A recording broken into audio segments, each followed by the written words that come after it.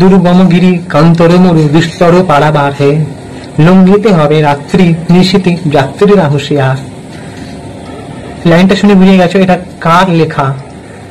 বিখ্যাত ঔপন্যাসিক কবি কাজী নজরুল ইসলাম।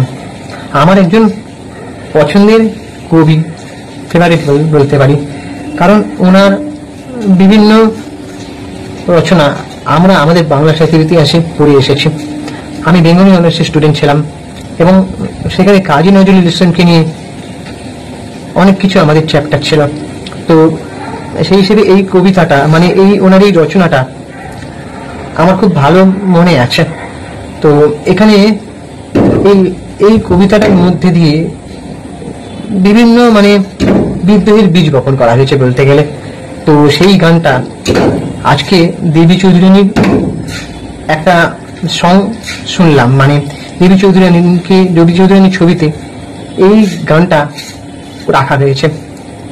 বিক্ষম ঘোষ, এমন এবং আরো অনেকে আছেন। আজকে গানটা আমি শুনলাম, গায়ে কাঁটা দিয়ে উঠছে। মানে লাইনগুলি এমন না কাজী নজরুল ইসলামের লেখা।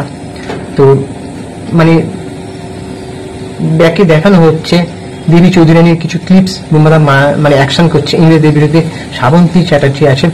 তো গানটা ভালো হয়েছে, গায়ে কাঁটা দিয়ে উঠছে। কাজী নজরুল ইসলামের যেখানে রচনা সেখানে সেটা নিয়ে মানে কি বলবো, মানে সমালোচনা করার কোনো জায়গায় নেই। তো গানটা খুব ভালো লেগেছে আমার। এবার দেবী চৌধুরানীর ছবিটা নিয়ে আমি খুব মানে এক্সাইটেড আছি যে বাহুবলী স্কেলে একটা বানানো ছবি, ঐতিহাসিক ছবি, ব্রিটিশদের বিরুদ্ধে লড়াই। তারপরে ওই যে দেবী চৌধুরানীর চরিত্রটা শ্রাবন্তী চ্যাটার্জি, প্রফুল্ল, সেটাও আমি পড়েছি। ভবনী পাঠকের ডাকাত, ইংরেজদের বিরুদ্ধে লড়াই করেছিল, ইতিহাসের পাতায় তার নামটা স্বর্ণাক্ষরে লেখা। তো সেই ডাকাত মা কালীর চরম ভক্ত ছিলেন। তো সেই ডাকাত কোথাও একটা প্রফুল্লকে মানে ট্রেনিং দিয়েছিলেন। তো সেটা নিয়ে গল্প। এবারে দেখা যাবে যে সিনেমাটা কিরকম ভাবে নির্মাণ করা হয়েছে, কতটা মানে সিনেমার ভাষায় যেটাকে মানে ফুটিয়ে তোলা সেটা কিরকম হয়েছে সেটা আমরা দেখলেই বুঝতে পারবো কিরকম ভাবে প্রেজেন্টেশন করা হয়েছে। তো এরকম ছবিকে কিন্তু অ্যাপ্রিসিয়েট করাটা দরকার। তো সিনেমার বাজেট যখন শুনছি 25 কোটি ক্রস, তো সেই তো আমি জানি না সিনেমাটা কতটা বক্স অফিস দিতে পারবে। কারণ উল্টো দিকে আছে প্রভু ডাকাত, তারপরে আছে রক্তবীজ 2, মিথিল মাসির কোনো সিরিজ হয়তো আসবে, যতকাণ্ড কলকাতাতে এরকম আসবে। তো তারপরে নাকি কান্তারা বলে একটা মুভি নাকি তার পরের সপ্তাহ থেকে নাকি হবে, সাউথের একটা সিনেমা। আমি জানি না কতটা বক্স অফিস দেবে, তবে এরকম ছবি চলাটা দরকার। দেবী চৌধুরানীর মতন ছবি, এত বড় একটা হাই স্কেলে বানানো ছবি।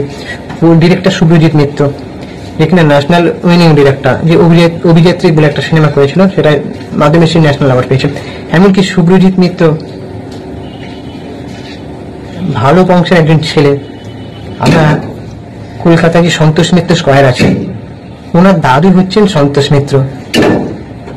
মানে উনি নেতাজির একটা সহকর্মী ছিল, সেটা নিয়ে আমি পরে একটা ভিডিও বানাবো। উনি ভালো বংশের ছেলে, আমি বলে দিচ্ছি। শুভ্রজিৎ মিত্র অনেক ঐতিহাসিক ঘটনা জানেন, ওনার দাদুর মুখে শোনা। সেই সময় 1946 সালে কি হয়েছিল সেটা নিয়ে তো আমি ভিডিও করেছি, দ্য গ্রেট ক্যালকাটা কিলিং নিয়ে, তোমরা দেখে আসতে পারো চ্যানেলে গিয়ে। তো সন্তোষ মিত্র স্কয়ার কেন নামটা হলো এবং সন্তোষ মিত্র মানে সেটা নিয়ে যে একটা ঐতিহাসিক গল্প আছে, সেটা তোমরা আমার ভিডিওতে এখানে গিয়ে দেখলেই বুঝতে পারবে। আমি সেটা নিয়ে এখনো করিনি, সেটা করব। তো ডিরেক্টর শুভজিৎ মিত্র ভালো মানে রিসার্চ করতে পারে, মানে বিভিন্ন ঘটনাকে কেন্দ্র করে তখনকার দিনে ঐতিহাসিক ঘটনা ঘেঁটে ঘেঁটে যেভাবে রিসার্চ করেছে, যেভাবে ঘেঁটে মানে যেভাবে ঘেঁটে উঠে খেটেছে উনি, সেটাকে অ্যাপ্রিসিয়েট করা দরকার আমার মনে হয়। তো আমি জানি না তোমরা কে কে জানো, তো আমি ভালো সেটা বুঝতে পারছি, ফিল করতে পারছি যে সে একজন মানে বড় বংশের ছেলে। তখনকার দিনে ঐতিহাসিক প্রেক্ষাপটে যে লড়াইটা হয়েছিল সেটা মনে থাকবে। তো আমার মনে হয় উনি অনেক ঐতিহাসিক ঘটনার সাথে মানে কানেক্ট করতে পারবে, ভালো ভালো রিসার্চ করে হয়তো ভালোই বানাবে, সেরকম একটা প্রত্যাশা রাখি আমরা। এবার সেটা গিয়ে দেখলেই বুঝতে পারবো। তোমরা আমার চ্যানেলটাকে সাবস্ক্রাইব করে দাও এবং বেল আইকনটা প্রেস করে নোটিফিকেশন অন করে দাও। আর আমি ইনস্টাগ্রামে আছি চিঙ্কি বাবু 2531, তোমরা ওখানে গিয়ে ফলো করে দাও। টাটা, দেখা হচ্ছে পরের ভিডিওতে। আর আমাকে যেভাবে মানে তোমরা সাপোর্ট করছো সেভাবে সাপোর্ট করে থাকো। পুরো ভিডিও দেখবে, তারপরে তোমরা আমাকে গালিগালাজ করবে, ঠিক আছে? কিন্তু পুরো ভিডিও না দেখে কখনো ভিডিও মন্তব্য করবে না, কারণ এটা তোমাদের শোভা পায় না, কারোরই নয়, আমারও নয়। তো আমি যখন থেকে ইউটিউব শুরু করেছি, আমার অনেক জার্নি আছে। 2016 সাল থেকে আমি ইউটিউব শুরু করেছি। মাঝখানে আমার বাড়িতে অনেক কিছু ঝামেলা, পারিবারিক চাপ, সেই জন্য আমার সেটাকে কন্টিনিউ করা হয়নি। কিন্তু এখন যখন আমি সিনেমা রিভিউ করি, কারণ আমি মানে সেগুলো নিয়ে পড়াশোনা করতে, সেগুলো নিয়ে রিসার্চ করতে ভালোবাসি। বিভিন্ন ঐতিহাসিক ঘটনা, যেমন 1946 সালে যে ঘটনাগুলো হয়েছিল, সেটা নিয়ে আমি অনেক রিসার্চ করে অনেক তথ্য কালেক্ট করে আমি ভিডিও বানিয়েছি। তোমরা কি চ্যানেলে দেখে আসতে পারো। আর এভাবে সাপোর্ট করার জন্য অনেক ধন্যবাদ। ভালো থেকো তোমরা, প্লিজ স্টে কানেক্টেড। ওকে।